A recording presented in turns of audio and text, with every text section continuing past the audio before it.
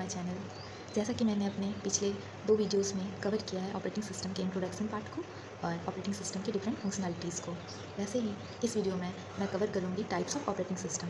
वैसे operating system के बहुत सारे टाइप्स होते हैं, लेकिन हम हर एक टाइप्स को हर एक वीडियो में कवर करके चलेंगे, क्योंकि मैं हर एक टाइप्स के ऑपरेटिंग सिस्टम्स को एक रियल लाइफ एग्जांपल के थ्रू आपको समझाने की कोशिश करूँगी, ताकि आप बेहतर समझ सकें। ओके, तो सबसे पहले आप लोग जानते होंगे कि ऑपरेटिंग सिस्टम क्या होता है। ठीक है, जैसा कि हम लोग जानते हैं, as we know, operating systems works as an interface between the user and the hardware. ठीक है, तो जैसे कि हम लोग जानते हैं कि ऑपरेटिंग सिस्टम क्या होता है कि इंटरफेस एज ए इंटरफेस काम करता है किसके किसके बीच, यूजर्स और आपके हार्डवेयर के बीच। ठीक है, ये तो हम लोग ने पहले ही समझ लिया जब इंट्रोडक्शन पार्ट हमने कवर किया था। ठीक है, तो जैसे कि डेफिनेशन में भी देखिए लिखा हुआ है, as we know operating system works as an interface between the user and the hardware. Okay, ठीक है, तो ये बात तो हम लोग समझ चुके हैं कि कैसे ये इंटरफेस का काम करता है। अब ये हम देखेंगे कि ऑपरेटिंग सिस्टम के टाइप्स को कैसे कैसे डिवाइड किया गया है। ठीक है, तो various types of operating system क्या होता है, देखिए आप ये समझ, अगर आपको एक रियल लाइफ एग्जांपल के थ्रू समझाऊं कि इंटरफेस का कैसे ये एज इंटरफेस काम करता है। जैसे हम लोग कोई भी चीज़ लिख रहे होते हैं तो ह्यूमन रीडेबल फॉर्म में होता है, लेकिन जो मशीन होता है वो क्या होता है, वो मशीन जो होता है वो लो लेवल के कोड को समझ सकता है। ठीक है, वो ह्यूमन रीडेबल कोड को नहीं समझ सकता,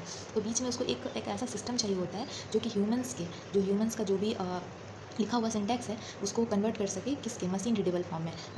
और यही बीच में ऑपरेटिंग सिस्टम का काम होता है कि ह्यूमंस के जो भी रिक्वेस्ट हैं उसको कन्वर्ट कर सके मशीन रीडेबल फॉर्म में, तभी तो हमारे सिस्टम से हमें रिस्पांस मिलेगा। अदरवाइज अगर वो समझ ही नहीं पाए हमारी लैंग्वेज को, तो फिर वो हमें कैसे रिस्पांस करेगा, है ना। ठीक है, और या फिर अगर कोई मशीन रिस्पांस कर रहा है, ठीक है, तो वो चीज़ हमें भी तो समझ आनी चाहिए। तो एक ट्रांसलेटर समझ सकते हो, जैसे एक ट्रांसलेटर होता है ना, जैसे आप किसी दूसरे कंट्री जाते हो या बड़े बड़े लेवल पे बिजनेस में जब किसी को कोई अदर लैंग्वेजेस नहीं आती हैं, जब अदर कंट्रीज़ के लोगों से बिजनेस कर रहे होते हैं, तो वहाँ पर हम लोग एक ट्रांसलेटर का यूज़ करते हैं, जो कि क्या करता है, आपके लैंग्वेज को जैसे आपने हिंदी बोला उसे इंग्लिश में कन्वर्ट करके आपसे वो किसी और को समझा रहा होता है, उसके इंग्लिश को उन्होंने हिंदी में कन्वर्ट करके आपको समझाते हैं ना। वैसे ही हमारा ऑपरेटिंग सिस्टम क्या होता है, एक इंटरफेस का काम करता है। जो यूजर्स की चीज़ को होता है वो मशीन रीडेबल फॉर्म में कन्वर्ट करके मशीन को देता है, और जो मशीन्स की चीज़ें होती हैं, जो उनकी रिस्पांस होती हैं, उनको ह्यूमन रीडेबल फॉर्म में कन्वर्ट करके हम यूजर्स को देते हैं। ठीक है, ये बेसिकली एज ए इंटरफेस, इसलिए हम लोग बोलते हैं कि operating system as a interface between users and hardware काम करते हैं। ठीक है, अब हम ये देखेंगे various types of operating system. ठीक है, तो सबसे पहला होता है हमारा batch operating system, time sharing operating system, real time system, multi processor operating system, multi user operating system, multi process operating system. ठीक है, ये सब वेरियस टाइप्स हैं ऑपरेटिंग सिस्टम के, और भी बहुत सारे टाइप्स होते हैं, लेकिन ये मेजर होते हैं, इनको समझना जरूरी होता है। ठीक है, क्योंकि ये सब बार बार आपको यूज़ पड़ेंगे आगे। ठीक है, अब हम लोग देखते हैं कि बाय डेफिनेशन कि बैच ऑपरेटिंग सिस्टम क्या होता है। ठीक है,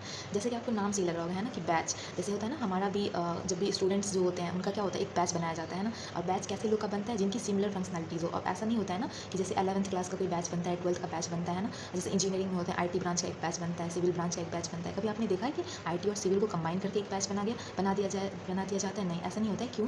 क्योंकि बैच ऐसे ग्रुप को बनाया जाता है, ऐसे जॉब्स को या ऐसे स्टूडेंट्स का एक ग्रुप बनता है बैच में, जो कि जिनकी फंक्शनलिटी सेम हो, जिनको एक ही रिक्वायरमेंट हो। जैसे कि 11th वाले स्टूडेंट का कैसे बैच बनता है, वो जो सब्जेक्ट पढ़ेंगे वो सारे 11th वाले स्टूडेंट्स पढ़ेंगे। जो IT ब्रांच का जो सब्जेक्ट होगा वो IT ब्रांच का ही सारा सब्जेक्ट्स होगा। अगर इन दोनों को कंबाइन करके बनाया जाए तो कन्फ्यूजन क्रिएट करेगा। ठीक है, तो इसी कॉन्सेप्ट से ही बैच ऑपरेटिंग सिस्टम का कॉन्सेप्ट आया है। ठीक है, बैच ऑपरेटिंग सिस्टम ज़्यादातर बड़े बड़े बिजनेस में यूज़ किया जाता है, जहाँ पर एक ही तरीके के काम को CPU से एफिशिएंटली और बहुत फास्ट करवाना हो, तो वहाँ पर ये लोग बैच ऑपरेटिंग सिस्टम का यूज़ करते हैं। ठीक है, अब हम इसके डेफिनेशन को समझने की कोशिश करेंगे। ओके, अब batch operating system processes jobs in batches without user interaction. और हाँ, एक चीज़ इसमें क्या होता है ना, कि इसमें यूजर्स का इंटरेक्शन नहीं होता है। इसमें क्या होता है कि यूजर्स का जो भी काम होता है वो एक ऑपरेटर्स होता है, मतलब ऑपरेटिंग सिस्टम्स के अंदर एक लाइब्रेरी पहले से इंस्टॉल होती है, उनका ही काम होता है बैच को शेड्यूल करना। ठीक है, अब एज ए यूजर्स हमारा काम बस इतना होता है कि हम अपने जॉब्स को सबमिट कर दें। अब वो ऑपरेटिंग सिस्टम, और या फिर कह सकते हो उसके अंदर एक ऑपरेटर होता है, जैसे कि एक लाइब्रेरी इंस्टॉल होती है। ठीक है, उसके ऑपरेटिंग सिस्टम के अंदर पहले से एक इनबिल्ट लाइब्रेरी इंस्टॉल होती है, और वो ही एज ऑपरेटर काम करता है। वो क्या करता है कि जैसे ही यूजर्स अपना जॉब सबमिट करता है,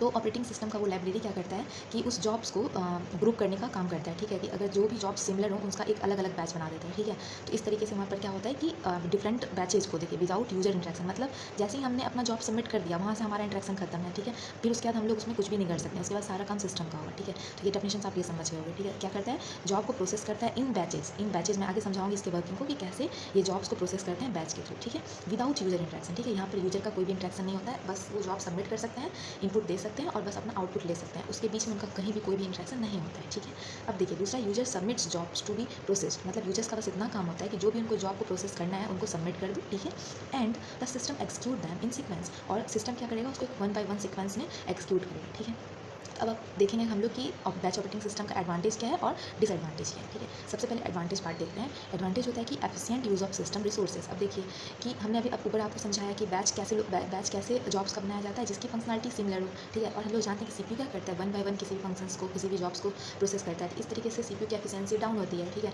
लेकिन जो बैच ऑपरेटिंग सिस्टम के यूज़ करने की वजह से सीपीयू की एफिशिएंसी, मतलब कि हम लोग एक ही सीपीयू को एक साथ सिमिलर टाइप ऑफ काम करने के लिए यूज़ कर लेते हैं ना। तो एक साथ हम लोग इसे देखें तो मल्टीपल काम करवा लेते हैं, लेकिन वो सारे वर्क्स क्या होते हैं, सिमिलर टाइप्स होते हैं, ठीक है। इसलिए क्या होता है, हमारा रिसोर्सेज, उसके रिसोर्सेज को हम लोग एफिशिएंटली यूज़ कर पा रहे हैं। As system can process multiple jobs without human intervention, ठीक है। वहाँ पर ह्यूमन का कोई भी इंटरवेंशन नहीं होता है, कोई भी इंटरेक्शन नहीं होता है, ठीक है। लेकिन मल्टीपल जॉब्स को क्या कर रहा होता है, प्रोसेस कर रहा होता है। इस तरीके से क्या होता है, सीपीयू के रिसोर्सेज बहुत एफिशिएंटली यूज़ होते हैं, ठीक है। इस तरीके से हम सीपीयू के रिसोर्सेज को एफिशिएंटली यूज़ कर लिए, लेकिन इसके कुछ ड्रॉबैक भी हैं, डिसएडवांटेज में। सबसे पहला डिसएडवांटेज यही है कि लैक ऑफ इंटरेक्टिविटी, ठीक है। अगर आप एक बार जॉब सबमिट कर दिए तो उसके बाद वहाँ पर ह्यूमन मतलब यूज़र इंटरेक्शन खत्म हो जाता है टोटली, ठीक है। और दूसरी चीज़ कि अगर एक बार उसको एक बैच दे दिया गया तो आपके दूसरे बैच के आने के लिए बहुत ज़्यादा वेटिंग हो जाता है, ठीक है। तो इसलिए इसको बोलते हैं लॉन्ग टाइम वेटिंग्स हो जाता है जॉब कंप्लीट करने में, क्योंकि एक बैच के अंदर बहुत सारे जॉब्स होते हैं ना, और वो एक बैच जो होता है वो सिमिलर टाइप के जॉब्स का कलेक्शन होता है, ठीक है। तो एक बैच जैसे ही सीपीयू को दिया जाएगा तो उसको प्रोसेस करने में उसे बहुत टाइम लग जाएगा, और जैसे ही दूसरे बैच को आना रहेगा, ठीक है, तो उसके लिए उसको क्या करना होगा, बहुत ज़्यादा लंबे समय तक वेट करना हो जाएगा, ठीक है। तो यही इसका क्या है, ड्रॉबैक है।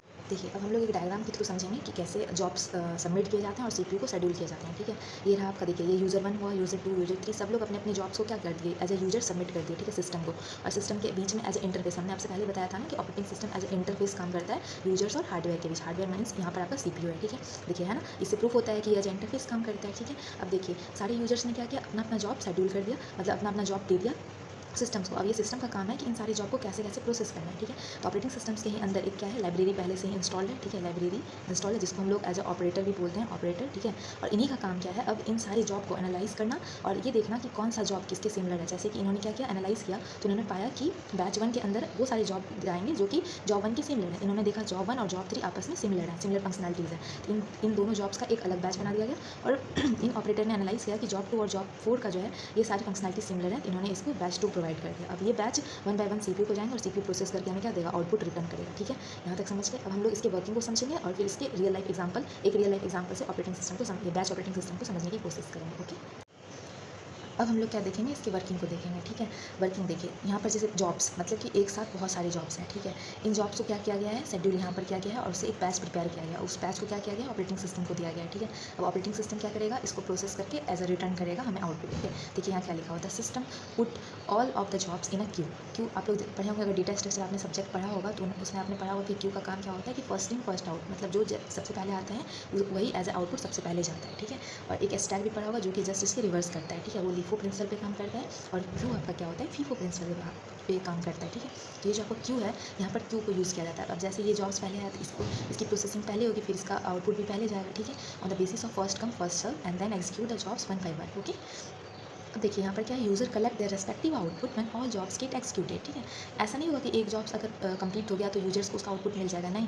यहाँ पर जब सारे जॉब्स एक्सिक्यूट हो जाएंगे तो उसके बाद ही यूजर्स अपने रेस्पेक्टिव आउटपुट को क्या कर सकते हैं, ले सकते हैं, और ये सिस्टम्स को अपना रेस्पेक्टिव आउटपुट प्रोवाइड करेगा, ठीक है। ये था इसका बेसिक वर्किंग, ठीक है। आप यहाँ तक समझ गए। अब हम लोग इसको एक रियल लाइफ एग्जाम्पल के थ्रू समझने की कोशिश करेंगे ताकि आपकी अंडरस्टैंडिंग बेहतर हो जाए और आप इस कॉन्सेप्ट को अच्छे से समझ जाए, ठीक है। तो मैं यहाँ एक रियल लाइफ एग्जाम्पल ली हूँ बेकरी का, ठीक है। आप लोग देख ही रहे होगे, बेकरी का मतलब समझ ही रहे होगे कि यहाँ पर बहुत सारी टाइप्स ऑफ बेकरी जाते हैं, हमारे टंग से क्या होता है, पानी आने लगता है, केक खाने को मन करने लगता है ना। तो ये भी बेकरी केक का ही कलेक्शन है, ठीक है। यहाँ पर देखिए ये टाइप 1 का केक है, ये टाइप 2 केक है और ये टाइप 3 केक है, ठीक है। ये 1 हो गया, ये 2 हो गया और ये 3 हो गया। अब देखिए मान लीजिए ये बेकरी क्या है, ऑनलाइन सिस्टम है, ठीक है, मतलब ऑनलाइन है, ठीक है। और यहाँ पर ऑर्डर्स ऑनलाइन होते हैं, ठीक है। अब जो इस बेकरी के जो हेड होंगे उनका काम क्या होगा कि जितने भी ऑर्डर्स आ रहे हैं उनको एनालाइज करना, ठीक है। आप खुद सोचिए कि क्या ऐसा हो सकता है इसमें कि ये टाइप 1 के केक को मान लीजिए कि 5 पर्सन जो है 5 पर्सन इसका ऑर्डर किए हैं, और टाइप 2 को भी 5 पर्सन किए हैं और टाइप 3 को भी 5 पर्सन किए हैं, ठीक है। टोटल कितने हो गए, 15 हो गए, ठीक है। टोटल 15 पर्सन क्या किए हैं, इस केक को ऑर्डर किए हैं, लेकिन हर एक 15 का क्या है, अलग अलग टाइप है ना। 5 पर्सन क्या किए हैं, टाइप 1 किए हैं, 5 पर्सन टाइप 2 के केक को ऑर्डर किए हैं, 5 पर्सन टाइप 3 के केक को ऑर्डर किए हैं। अब जो ये बेकर्स होंगे, जो ये केक बनाते होंगे, वो क्या करते होंगे कि क्या पहले 1 इसको बना लेते होंगे, 2, ऐसे सोचिए कितना ज़्यादा उनका काम क्या हो जाएगा, कॉम्प्लेक्स हो जाएगा। तो वो सबसे पहले क्या करते होंगे, कि अपने ऑर्डर्स को एनालाइज़ करते होंगे, उनके जितने भी ऑर्डर्स आए हैं उनको एनालिसिस करते होंगे, ठीक है। एनालिसिस करने के बाद उनको ये मिलता होगा कि उन्होंने देखा कि टाइप 1 के भी केक 5 हैं और टाइप 2 के भी केक 5 हैं और टाइप 3 के भी केक 5 हैं। तो उन्होंने क्या किया, टाइप 1 एक बैच बना लिया, टाइप 1 का एक बैच बना लिया जिसके अंदर उनको 5 केक बनाना है, टाइप 2 का भी एक बैच बना लिया, उनके अंदर भी उनको 5 केक बनाना है। तो और इस तरीके से क्या कर रहे हैं कि जब वो ये केक टाइप 1 के केक को बनाने जा रहे हैं तो उसी वक्त ये 5 केक को वो बना दे रहे हैं। अदरवाइज़ उनको बहुत ज़्यादा टाइम लग जाएगा अपनी बेकरी को मैनेज करने में, कि पहले वो ये बनाए, फिर ये बनाए, फिर ये बनाए, फिर ये बनाए, फिर ये बनाए, फिर ये बनाए, ठीक है। आप खुद सोच सकते हो कि कितना ज़्यादा टाइम कंज्यूमिंग हो जाएगा, है ना। तो इस वजह से वो क्या करेंगे, अपने ऑर्डर्स को एनालाइज़ करेंगे और फिर देखेंगे कि टाइप 1 के कितने सारे केक ऑर्डर्स में आए हैं, टाइप 2 के कितने ऑर्डर्स में आए हैं, टाइप 3 के कितने ऑर्डर्स में आए हैं, और उस बेसिस पे वो उनका एक बैच बनाएंगे और उस एक बैच को पहले कंप्लीट कर देंगे। जैसे कि टाइप 1 के सारे केक्स को पहले वो बना देंगे, फिर वो टाइप 2 के केक्स को बनाने के लिए जाएंगे, ताकि उनका काम स्टेप बाय स्टेप हो और एफिशिएंटली वो काम को कर सके, ठीक है। और ऐसे ही हमारा बैच ऑपरेटिंग सिस्टम काम करता है, ठीक है। कि यूजर्स का काम होता है कि अपने जॉब्स को शेड्यूल कर देना, ठीक है। जॉब्स को सिस्टम को दे देना, मान लीजिए जॉब 1, जॉब 2, जॉब 3, जॉब 4 ऐसे करके आया। अब ये सिस्टम ऑपरेटर्स का काम होता है कि इसमें हम पहले सिमिलर टाइप्स के जॉब्स का एक कलेक्शन, एक बैच बना लेंगे जो कि अलग सेम फंक्शंस के होंगे, ठीक है। बैच क्या होते हैं, उसमें सिमिलर टाइप्स ऑफ फंक्शनैलिटीज़ के सारे जॉब का एक कलेक्शन मिल जाएगा और उसके बाद हम लोग क्या करेंगे, सीपीयू को इसको शेड्यूल करेंगे ताकि वो उसको प्रोसेस करके आउटपुट करे, जैसे कि इसमें हो रहा था, ठीक है। कि टाइप 1 टाइप 2 अलग अलग एक कैटेगरी बना दी गई थी, फिर जो टाइप 1 के ऑर्डर्स थे उनको पहले बनाया गया था, फिर टाइप 2 के ऑर्डर्स को बनाया गया था, फिर टाइप 3 के ऑर्डर्स को बनाया गया था। और इस तरीके से हमने अपनी बेकरी को भी एफिशिएंटली यूज़ किया और बैच ऑपरेटिंग सिस्टम को यूज़ करके ऐसे ही हमारा सिस्टम एफिशिएंटली काम करता है। खास करके जहाँ पर बड़े लेवल, जहाँ पर बड़े बड़े बिजनेसेस होते हैं, जहाँ पर सिमिलर टाइप ऑफ काम को बार बार करना होता है, वहाँ पर ही बैच ऑपरेटिंग सिस्टम का यूज़ किया जाता है। जैसे बहुत पहले IBM में भी यूज़ किया गया था, ठीक है, बैच ऑपरेटिंग सिस्टम को, ठीक है। Okay, thank you. Please like and subscribe my channel.